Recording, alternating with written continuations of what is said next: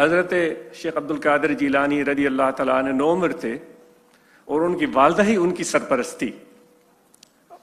خواتین بیٹھی ہوئی ہیں، ضرور اس پر غور فرمائیں گی، اور مجھے چونکہ اردو میں آسانی ہوتی ہے تو اردو میں ہی گفتگو ہو رہی ہے.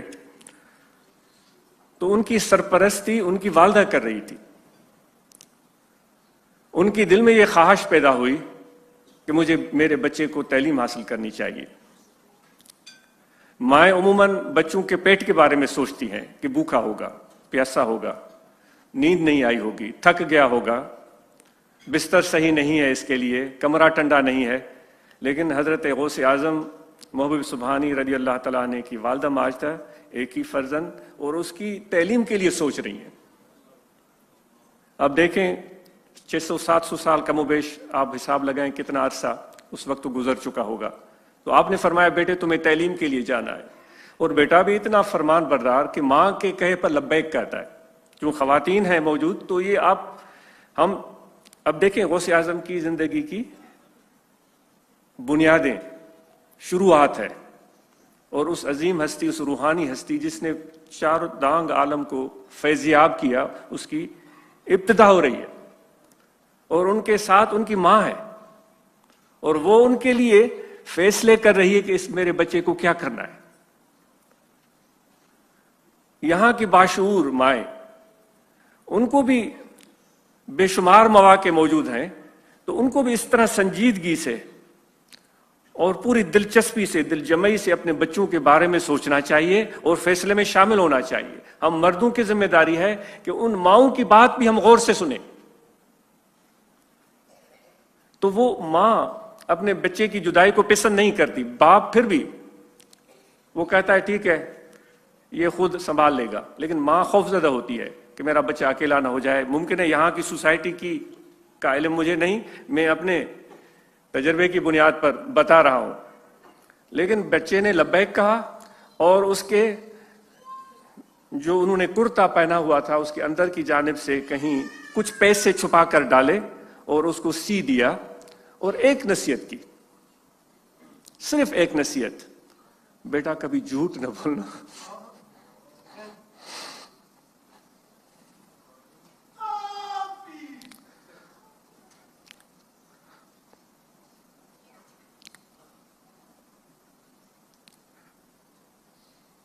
نصیحتیں تو اب اندازہ کریں کہ ہمارے کان کتنی نصیحتیں سن چکے ہیں، بہت ساری چیزیں سنتے ہیں اور بے حساب سنتے ہیں، اور کوئی ہمارے پاس وہ چھلنی نہیں ہے کہ چھان سکیں کہ یہ بات صحیح تھی یا غلط تھی. وہ ساری چیزیں ہم دماغ میں انڈیل رہے ہیں.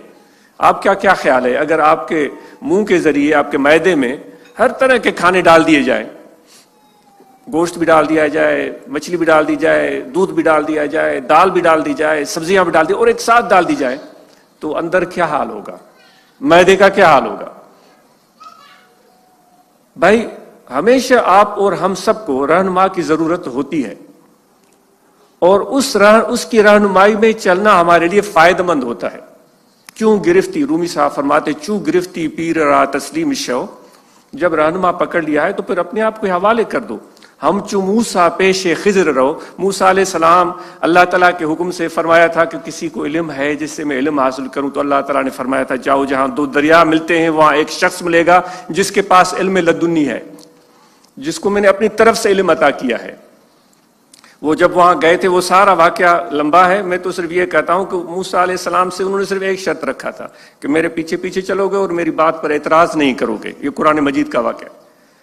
تو اس ماں نے اپنے بچے کو ایک ہی نصیحت فرمائی کہ سچ بولنا. چلے گئے، راستے میں قافلے کے ساتھ دور کا سفر تھا اور وہ تعلیم حاصل کرنے جا رہے ہیں، اور وہ راستے میں ان کو ڈاکوؤں نے گھیر لیا اور سب کو پکڑ کر اپنے سردار کے پاس لے جانے لگے. ان کی ساری چیزیں جتنی بھی تھیں انہوں نے چھین لی، لیکن اتفاق کی بات ہے کہ حضرت محبوب سبحانی رحمۃ اللہ علیہ کی جیب میں جو اندر چھپائے گئے پیسے تھے وہ ان کے نظر میں نہیں آئے. یہ واقعہ ہم بچپن میں اپنے گھروں میں سنتے تھے. تو وہ پھر جب گئے سردار کے سامنے تو سردار نے ان سے پوچھا ہاں بچے تمہارے پاس کچھ ہے؟ تو اس نے کہا ہاں میرے پاس ہے. کہاں ہے؟ تو انہوں نے اشارہ کیا کہ یہاں ہے. تو سردار حیران ہو گیا اور انہوں اپنے ان ڈاکوؤں کو کہنے لگا تم کیسے بندے ہو, تمہیں پتہ ہی نہیں, اور یہ بچہ میرے منہ کے سامنے جس کو تم نے پکڑا نہیں وہ بتانے جا رہا ہے. تو حیران ہو کر ان سے پوچھنے لگا کہ بچے تمہاری تو یہ چیز ہم سے چھپی ہوئی تھی, ہمیں پتہ نہیں تھا تو تم نے کیوں بتا دیا, ہم تو ابھی جانے والے تھے, ہم سامان لوٹ چکے تھے, تمہارے پیسے بچ جاتے.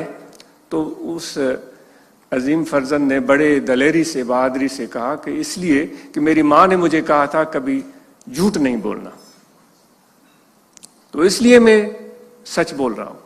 تو اس ماں کی اس نصیحت کا اثر اس صاحبزادے پر, ان کے زبان سے نکلی ہوئی بات کا اثر اس ڈاکوؤں کے سردار پر پڑا.